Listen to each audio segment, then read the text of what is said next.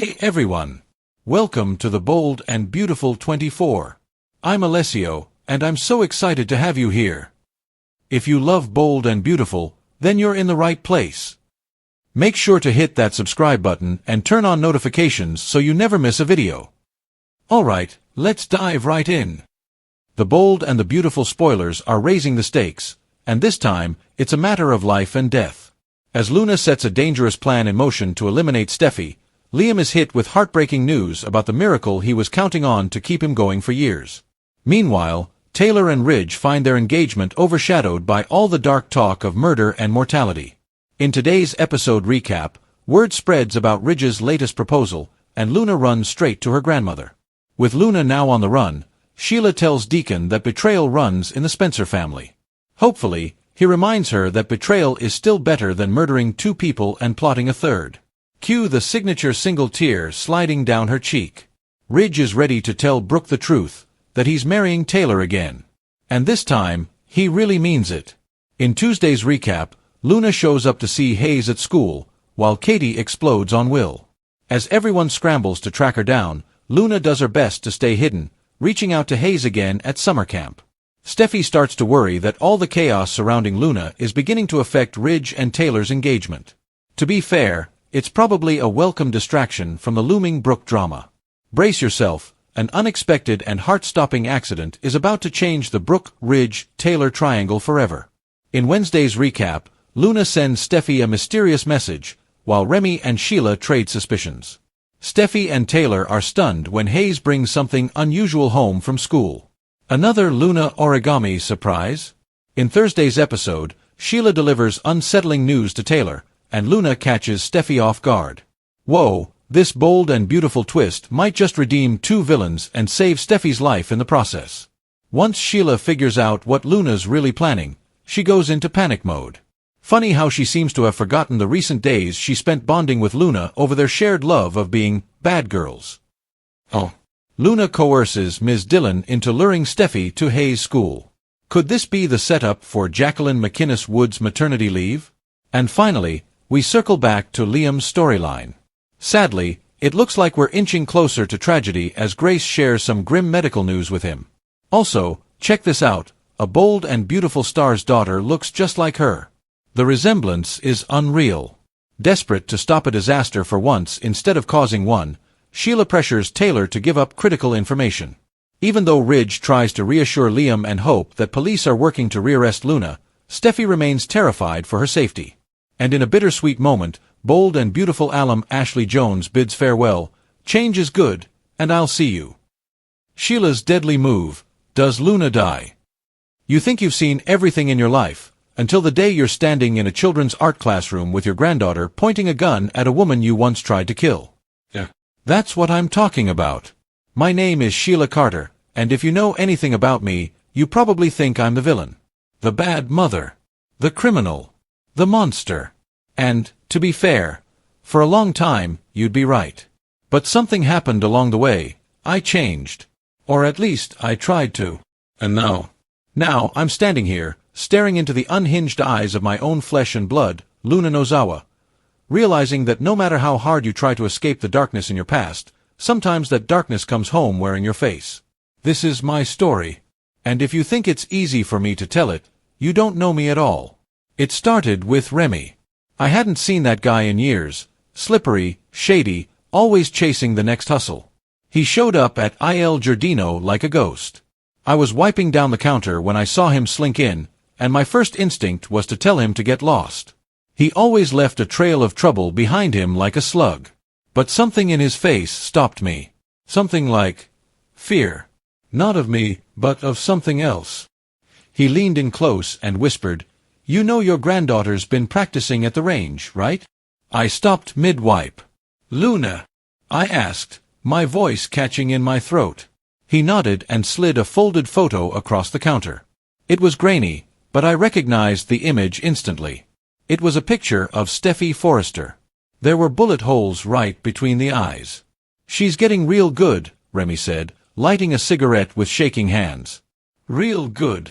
I felt my heart slam in my chest. That familiar dread, like a rising tide, washed over me. I hadn't felt it since the day I saw Luna covered in blood, laughing like a child, after she slit Hollis's throat like it was a damn art project.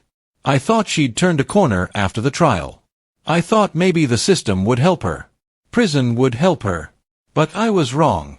So wrong. I left the restaurant without even locking the back door. I drove like a madwoman across town, straight to Malibu, straight to Steffi's beach house. She needed to know, she needed to be warned. But when I banged on the door, it wasn't Steffi who opened it. It was Taylor. Oh, Taylor.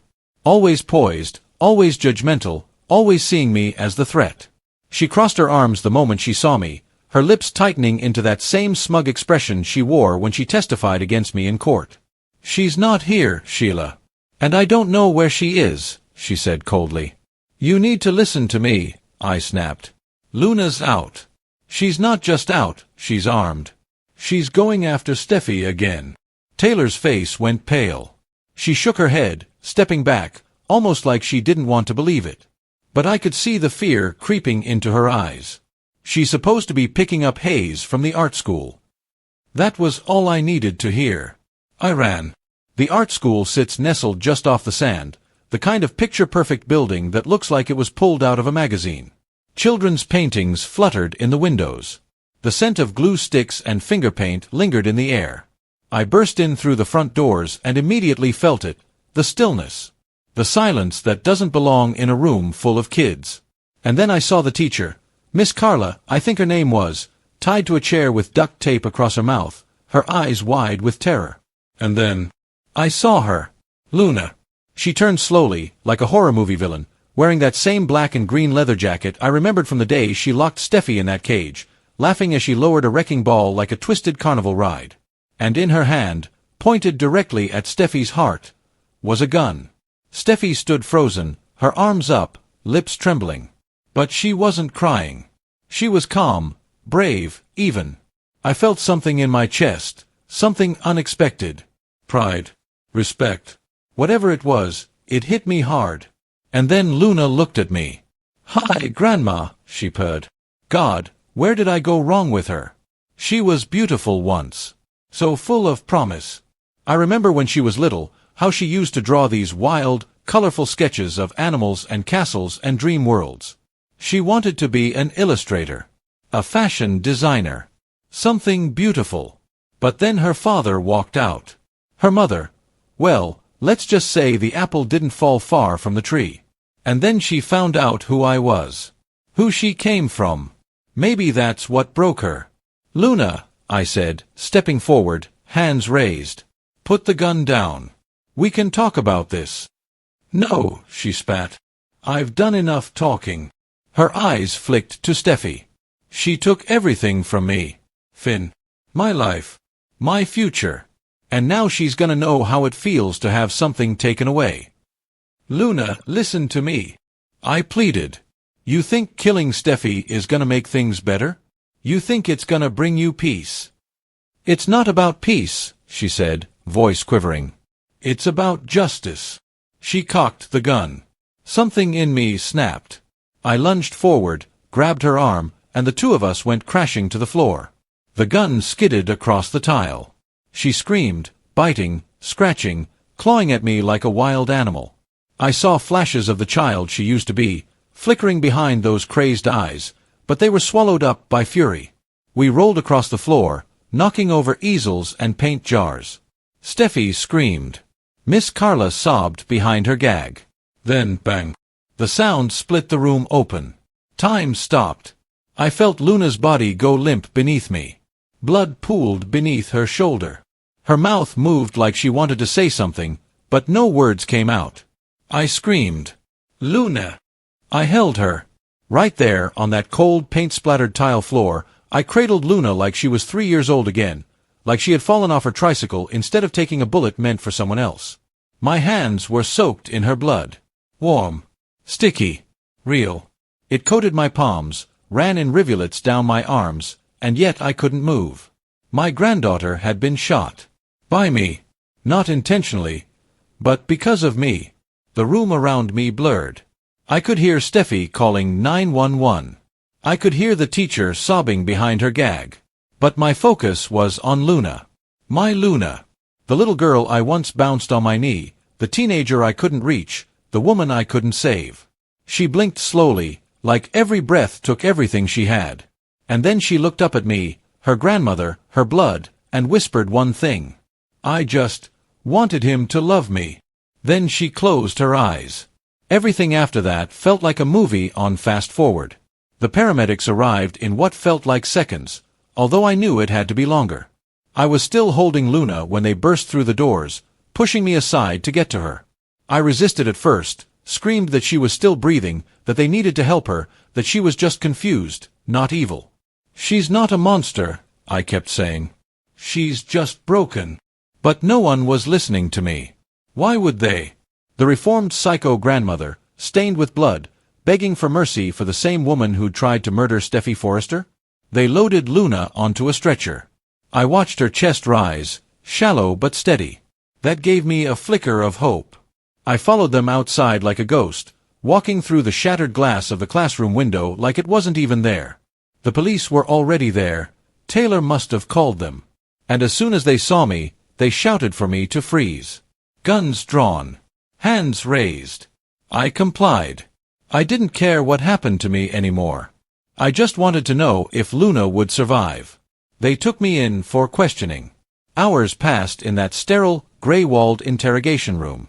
I could still feel her blood on my clothes, drying like a second skin. The detectives grilled me. Asked me if I brought the gun. If I provoked Luna. If I meant to shoot her. I told them the truth. That I showed up to stop a murder. That I grabbed Luna to save Steffy's life. That the gun went off in the struggle. That I didn't even know who fired it, only that Luna was down, and I was the one left standing. Eventually, Steffy came in and gave her statement. Said I saved her life. Said if I hadn't shown up, she'd be dead. That carried weight, more than I ever expected. Because Steffy Forrester, of all people, stood up for me. She told the cops I deserved credit, not cuffs. They let me go. But I didn't feel free. I went straight to the hospital. Finn was already there, pacing the waiting room like a man about to break. When he saw me, his eyes narrowed with a mixture of shock, rage, and something else I couldn't read. Is she alive? I asked. He nodded stiffly.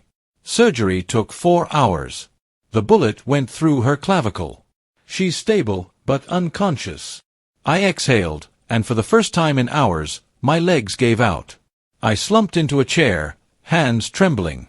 I wanted to ask if I could see her, but I didn't. I didn't have the right. Finn sat across from me, silent for a long time. Then, finally, he spoke. You saved Steffy. I nodded. I didn't mean for it to happen this way. He swallowed hard. Neither did I. Later that night, I was alone in my apartment. My clothes were still stained red. I couldn't bring myself to change. I poured a drink, sat by the window, and watched the lights of Los Angeles flicker like dying stars. I thought about Luna's eyes. The way she looked at me in those final seconds before the bullet hit. Not with hatred. Not with rage. With pain. So much pain. How had I missed it all these years? Maybe because it reminded me too much of myself. You see, Luna didn't become this overnight. She was a girl born into chaos. Into lies. Into abandonment. Just like me. She wanted love, structure, belonging. And instead, she got darkness. And part of that darkness was mine. I helped create this storm, whether I meant to or not. And now? Now the storm had broken wide open, leaving behind wreckage that would never fully heal.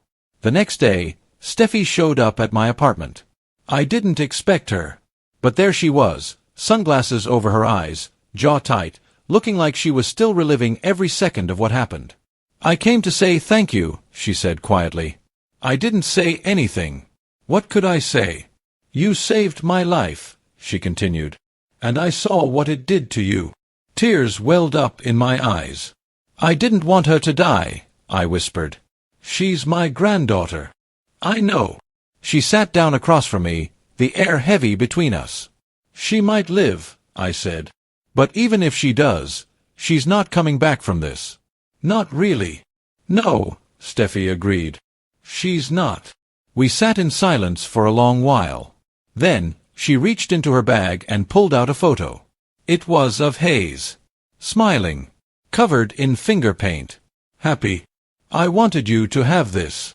My breath caught. Sheila, maybe one day you can see him.